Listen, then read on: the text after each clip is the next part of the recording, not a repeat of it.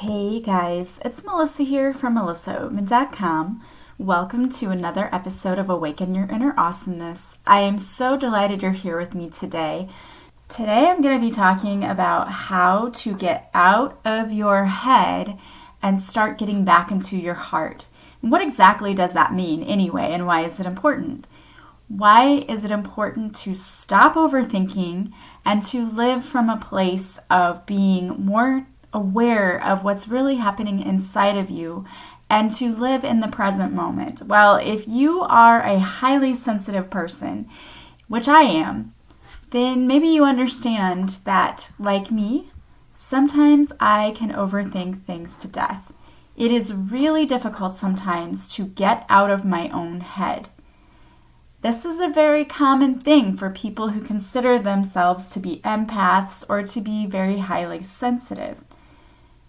Even though I think everyone has the ability to feel energy and to feel emotions, people who are empathic tend to have a greater sensitivity to that. Why do we have such a hard time getting out of our own head? Well, part of that is because people who are highly sensitive tend to pick up on a lot of sensory information, and our brains process that information very slowly. So it would make sense that if we're highly sensitive and we're picking up a lot more information than maybe someone who isn't as sensitive, our brains are spending way more time processing that information, which means we're more in our brains anyway. It's a natural tendency. We spend a lot of time there, and so that becomes the landscape of our minds. We pay more attention to the feelings of others, which means that we sometimes forget to listen to our own hearts in our own bodies.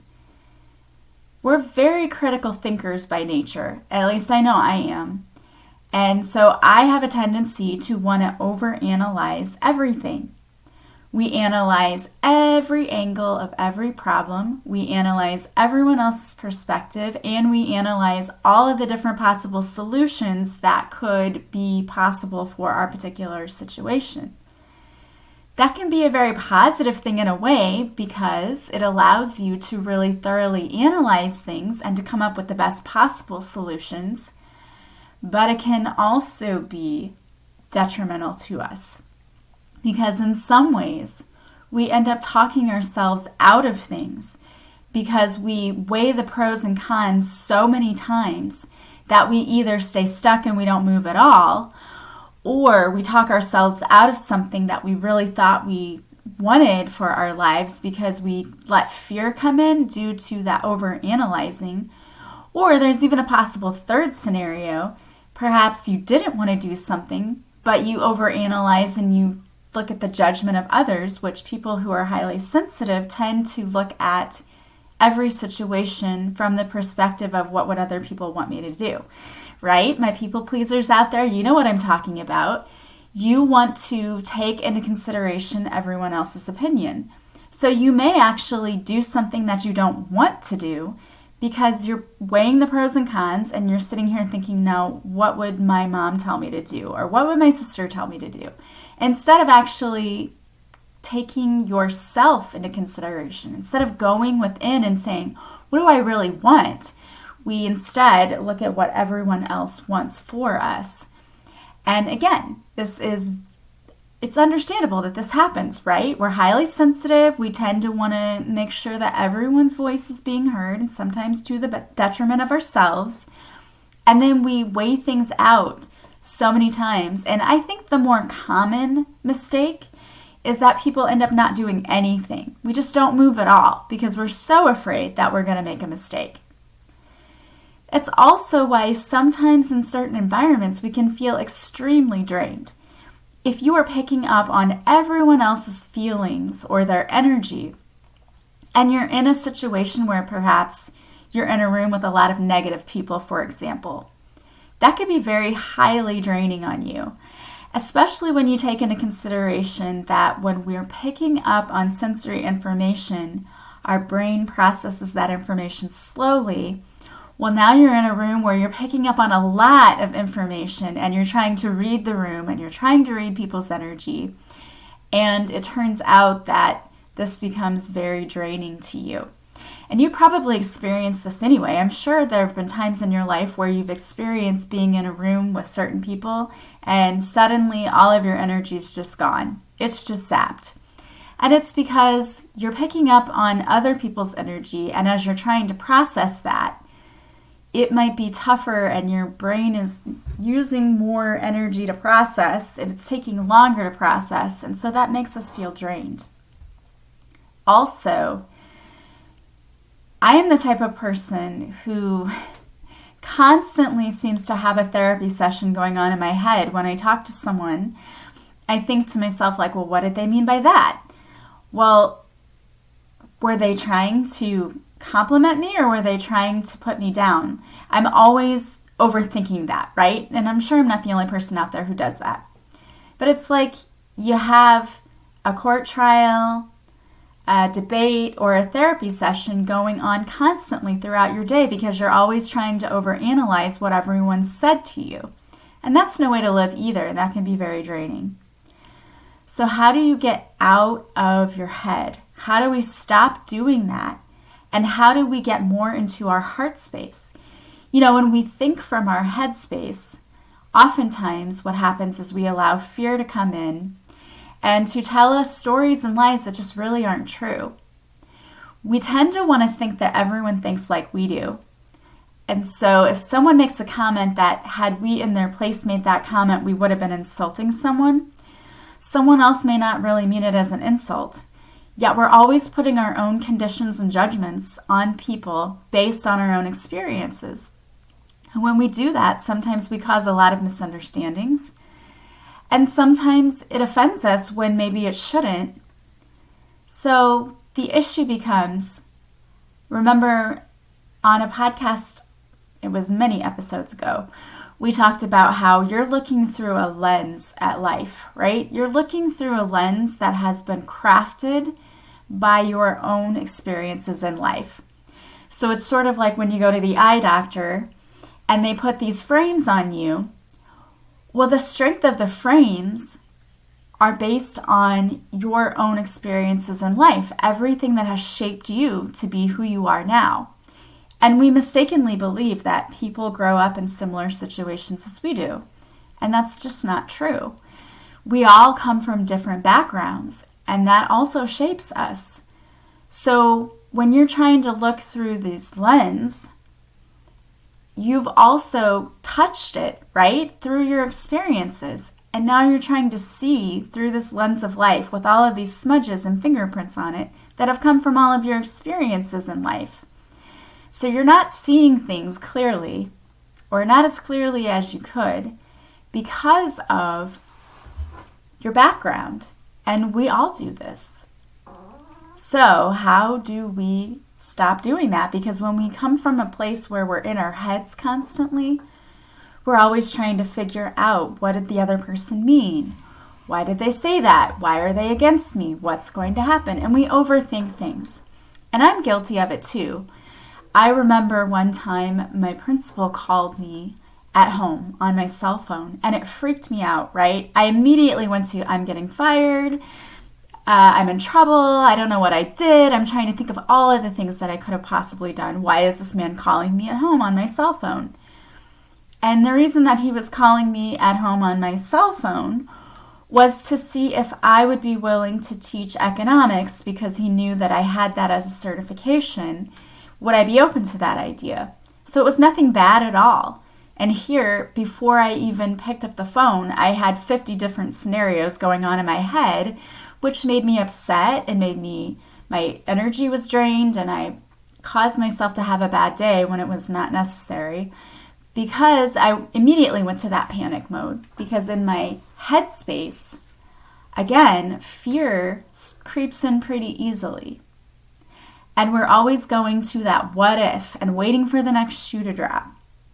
When really, most of the time, we cause our own suffering by doing that. So it's important to get out of your head and into your heart, because, number one, being too much in your head causes you to suffer unnecessarily because you are torturing yourself with your thoughts. And I know that this was definitely true for myself. The other thing that is important about getting into your heart is that it's important to value our feelings and what we are dealing with right now and how we are feeling, rather than rationalizing everything. Now, it's our society's norm to prioritize intellect and rationalizing everything over feeling different things. And we get consumed by our thoughts, and we're often told that it's important to be intelligent and to be rational and to be thinking. So it's no wonder that we all get into this headspace we're conditioned to. And the mind can be very helpful in many ways when we're trying to learn or when we're planning. But our minds only know the past and the future. We really aren't connecting to the here and the now and the present when we're in our headspace. Where we do connect more to the here and the now is when we connect to our heart space. Connecting to your heart space is connecting to a sense of inner knowing and calmness and peace that only comes from connecting to the heart space. Because again, when we connect through our intellect and through the mind, we tend to add meaning to things that really may not be there. We tend to try to predict the future, or we tend to overanalyze the past. And all of those things will leave you feeling upset, drained.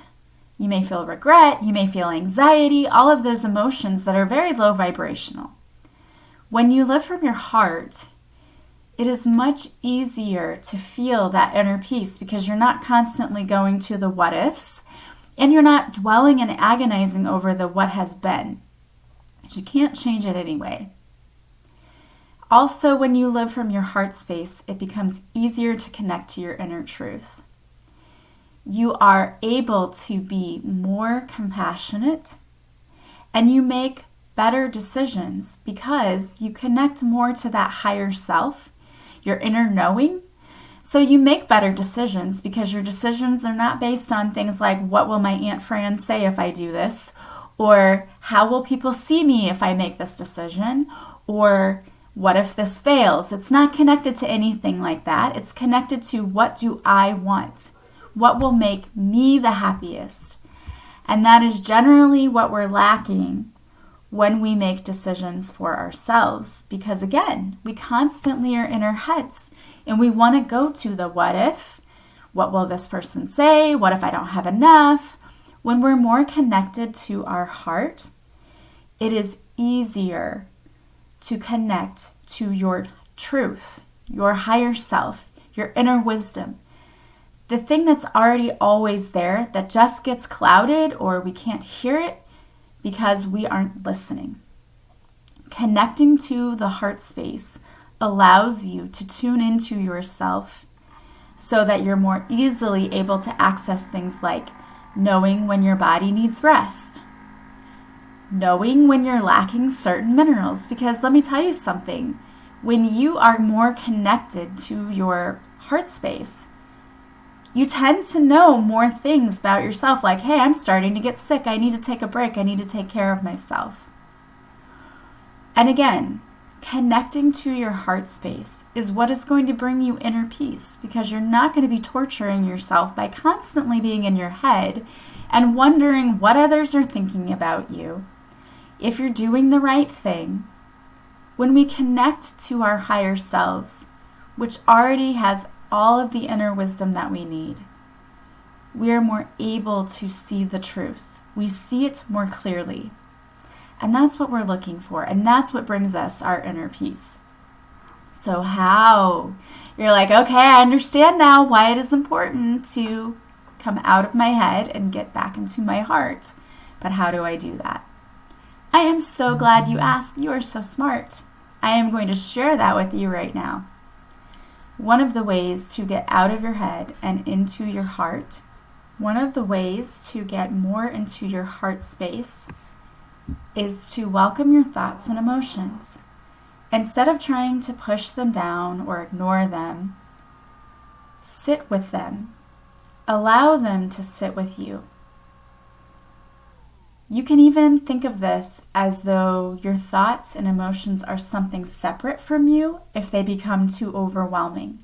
This is something that I do a lot, and when I'm doing past life regression with people, I tell them if this becomes too much for you, step outside yourself. Allow yourself to see this as like a movie that's playing. It's not actually happening to you. It's just something that you're seeing. And you can do the same things with your emotions if you need to, if they become too overwhelming, because you do not want to become overwhelmed. That's not the point of this. If you need some space to breathe, just allow yourself to separate from them as though you're observing this happening to someone else. And then really ask some questions. Okay, what am I feeling? And why am I feeling this way? What's causing this? Is there something physical going on that's causing this? Get curious about it, and you may even want to journal. Write down what comes up to you. The next thing that you need to do is move your body. Oftentimes we go through life and it's so busy and chaotic that we're not taking time out to really care for our body. And being in connection with your body and moving your body, whether it's taking a walk outside in nature, doing some exercises, doing some yoga, it helps you to shift out of that headspace. It also helps to do some breathing. Breathing is another great tool that helps us to shift out of our headspace and brings us back to our heart space. And there are YouTube videos that you can look at online that will help you with your breathing, doing breath work, or even just taking a moment, closing your eyes, taking a deep breath, and then taking in a deep breath for 3, and then exhaling for 3. Doing that intentional breathing where you just stop, whatever you are, whatever you're doing, stop and take a moment to center yourself through breathing. That will help you to get out of your head. You know, the breathing, and there are some other mindfulness activities that you can do, help to bring your awareness more back to the present moment and to yourself. Mindful eating is another thing. Grab your favorite snack, and when you take a bite, be intentional about actually tasting the food. Feel what it feels like when it goes over your tongue. What does it feel like in your hand? What does it smell like? Really get into the food you're eating, because that is another mindful practice that helps to bring you more into your present awareness. Oftentimes we get into our head because we're not aware of the present moment. We're in the future, we're in the past, we're everywhere else but in the present. So doing some mindfulness activities will bring you back. A guided meditation can bring you back. Also, connecting to your higher self can be something as simple as taking a moment and really going inward and saying, okay, what does my higher self want me to know right now? And then just see what comes to you. Like anything else, the first few times you try to connect, you may not get that much. And that's okay. It doesn't mean you're a failure or it's not working. It might take some practice, because it's hard sometimes for people to disconnect from the busyness of life and from future and past and everywhere else we are. It's really hard for some people to sit with themselves and be in the present moment.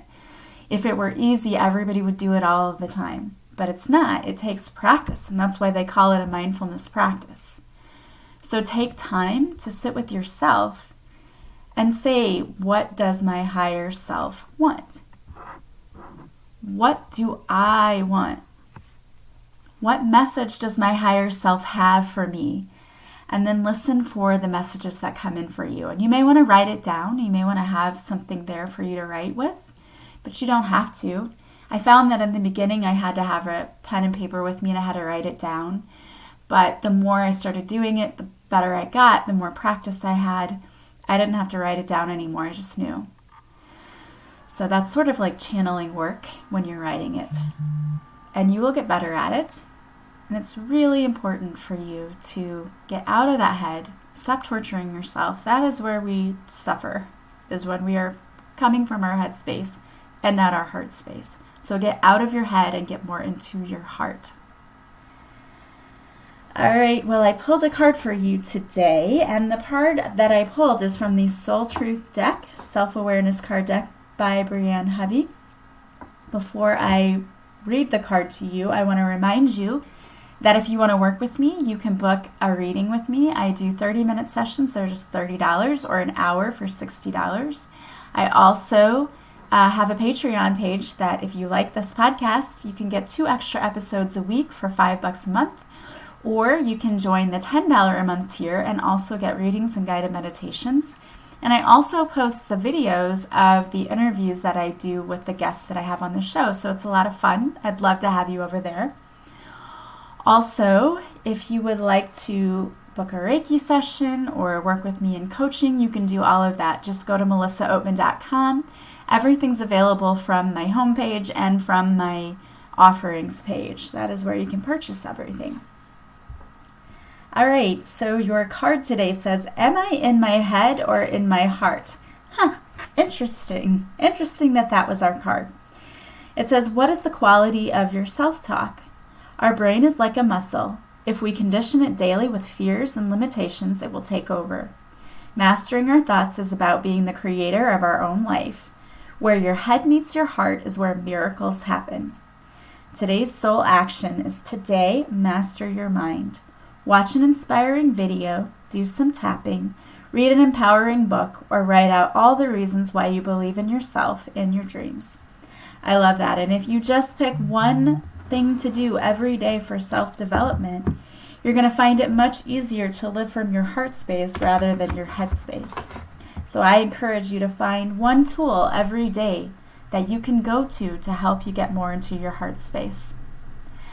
All right, guys, I want to thank you so much for being here with me. As always, if you like this podcast, please subscribe. Please leave a positive review from wherever you're listening. You can leave me some stars on iTunes. That would be amazing, as that helps people to find my podcasts. And of course, sharing my podcast with someone you think might enjoy it is absolutely one of the greatest compliments you can pay me. I am sending you guys so much love and light. I hope you have a beautiful day from wherever you're listening, and I will talk to you soon. Bye, guys.